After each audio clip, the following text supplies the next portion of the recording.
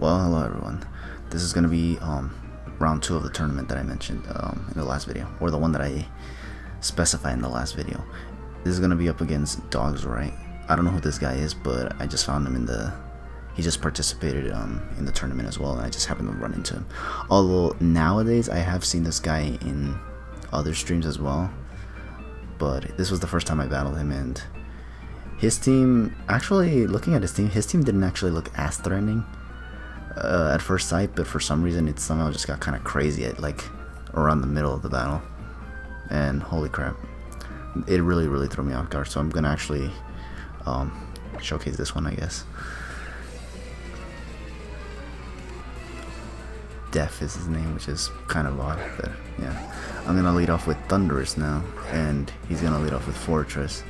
I think I Volt Switch here because I can't really one-shot this thing anyways, and I'm better off getting chip damage, and holy shit, that did a lot.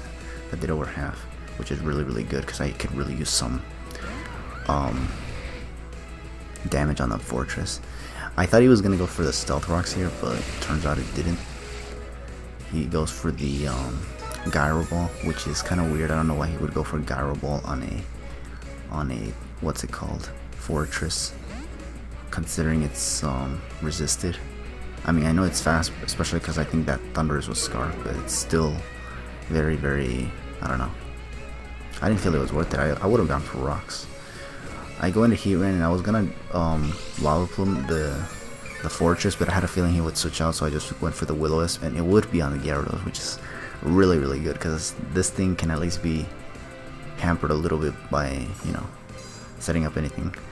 I stay in and go for the Stealth Rocks because I felt like he was maybe gonna either switch out or just try to kill me with the Earthquake that he may have, but he didn't do that. He just went for the Dragon Dance, and I'm like, oh, okay, that makes sense because he might be able to negate the burn just by going for more Dragon Dance. So immediately I switch out Heat Ran right here and decide to go into Zygarde, cause yeah, this thing the plan was literally just like in the last battle where I needed to phase this thing out because I didn't want this thing to set up too much and then get away with too much, you know, especially because right now it's at +2 speed. So I was like, I need to get rid of this right now because I don't want any bullshit to happen here. He goes for the Ice Fang, which is like, ugh. Like, I know they can carry it, but I was just kind of hoping he wouldn't have it. In fact, I thought it was going to be Mega Gyarados with probably Crunch, Ice Fang, and maybe Earthquake and Waterfall. Like, it's kind of hard to tell which coverage move is gonna carry it, whether it be Earthquake or Ice Fang. But in this case, he carried Ice Fang. I switch out because I didn't want to lose Zygarde just yet to this thing. And he actually predicts my switch into Weavile, and he actually goes for the Earthquake, which he did have. So he probably has Waterfall, Ice Fang, and Waterfall, Ice Fang, and Earthquake with Dragon Dance. But the burn was enough for me to whittle this thing down, and I was actually able to finish this off with Ice Shard from Weavile, thankfully, because I was like, come on now, you're not gonna freaking repeat history and actually let this thing survive somehow, because god damn it, it's a Weavile. It's not supposed to survive anything from anything. Okay, I go back into Zygarde here because now I figured he's probably definitely gonna go for the Stealth Rocks this time, and he does, because he knows that he's got nothing to lose now that this Fortress's 30 is gone. So now I'm going to make sure that I get a free sub up in case he wants to try to do something funny like Rapid Spin. I'm gonna lose Rocks from my side of the field, I guess, or his side of the field actually. So basically the Rocks that I set up are now gone because he got to go for the Rapid Spin, but I'm now behind a Substitute, which basically allows me to KO this Fortress with a Earthquake. And I don't have to worry about anything getting in the way too much yet. Except this thing freaking survives, but it kind of makes sense with it because honestly, those things are very bulky on the physical side. So while I'm pissed that it survived, I kind of get that it would live. So, but it didn't matter anyways because he went for Gyro Ball, which is probably its most powerful move, and it didn't even break my Substitute, which is very good because now I get not only to take out this Fortress, but now I get some lefties recovery, which is really good because the Zygarde is basically getting all the HP that it lost earlier to that damn Gyarados. However, he does go into this Gardevoir, and I was like, oh great, this thing is just definitely gonna hyper voice me, and I'm just gonna have to basically eat it. Except not really, because it actually just goes down after this. And it's gonna, yeah, it's Mega Gardevoir, so yeah, that Hyper Voice can just KO Zygarde, because Hyper Voice actually hits through the substitute, which is unfortunate.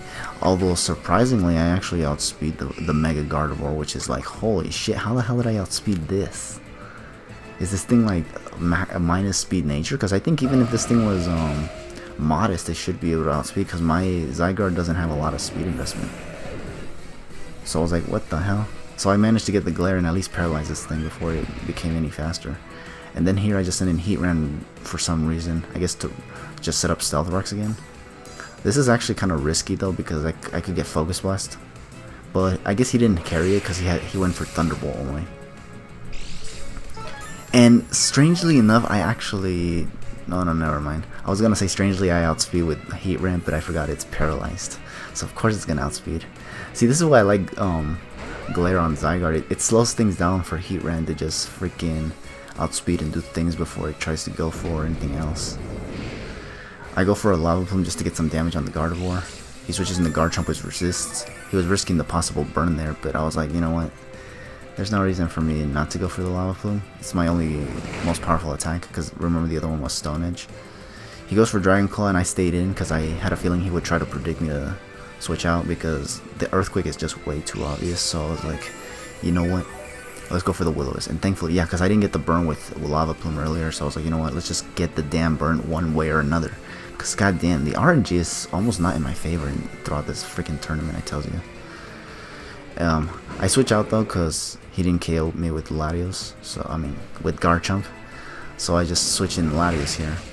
And this was actually really bad, because I thought I switched back into Latios because I was thinking, you know what, now he's gonna definitely go for the Earthquake, right? Just to finish off my Heatran, but he actually doesn't, and he actually just one-shots my Latios with Dragon Claw. And I was gonna send in Weavile here to Ice Shard it, but I forgot that the damn fucking rocks were up. Like, god damn it, I always forget that the Stealth Rocks are always up later in the battle, and then I just end up freaking losing shit because of it. It's crazy how once we get our rocks up, we forget later in the match that they were even up. Or at least I do forget a lot, which is... that shit really bites you in the rear end when you don't freaking get the memo, basically. But yeah, I send in Thundurus now, take more rocks damage, go for the HP Ice, kill this thing. I was hoping he wouldn't predict that, and thankfully he didn't. He just stayed in and lost Garchomp. But now he goes into Jirachi, and I actually switch into Heatran. And he does go for the Ice Punch, which was the one move I was afraid Mr. Flubbido would use in the first round on his Jirachi, because he also had a Jirachi. So I was like, yeah. I actually, once again, got that prediction right. I knew that there was going to be something with Ice Punch in this freaking battle. And I knew it would be from Jirachi. Well, I didn't know, but I had a feeling it would. And I was right. Although this Jirachi is actually scary because it actually carries Power Up Punch. But thankfully, I got a lot of damage with the Lava Plume. And it's a Life Orb Jirachi, so even if I didn't KO it, it would definitely go down to its Life Orb eventually. And it's not a Scarf Jirachi, which is probably the more important one of them all, because that Iron Head spam, or the Heart Stamp spam, or the Zen Headbutt spam would just be unfort, because I don't think I have anything that can take it, especially now that Weavile's gone. Oh well, Weavile wouldn't be able to do anything if it was Scarf, but you know, it would just be kind of annoying with the consistent flinching and whatnot, which wouldn't surprise me if that were to actually happen. He now goes into Gardevoir, and I just go for the Lava Plume just to get more damage, because I was like, you know what, let's just get damage. I think this is his last Pokemon too. It's kind of hard to tell in these battles because I can't see what the differential is. But yeah, I go for damage with Lava Plume, takes out my Heatran, the Mega Gardevoir, and now I just send in Diancie just to freaking KO this Gardevoir. Oh no, this is not his last Pokemon. This is actually its penultimate Pokemon, basically. Because here I Mega Evolve with Mega Diancie, and I just Diamond Storm the Mega Gardevoir. I definitely do not go for Moonblast because I don't want to risk that thing surviving and then hitting me with something really powerful like Hyper Voice, and then just one-shotting my Diancie, because that would actually be really terrible. It's bad already that I forgot about the Stealth Rocks on Weavile, so shit.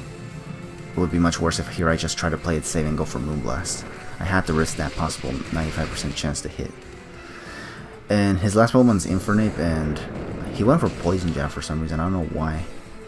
I think he could have Vocoed with the close combat, but I just went for Earth Power and just KO'd it. So I was like, Ooh, that's really good. I guess maybe because I had Thunderous and he didn't want to lock himself into close combat on the off chance that I might resist.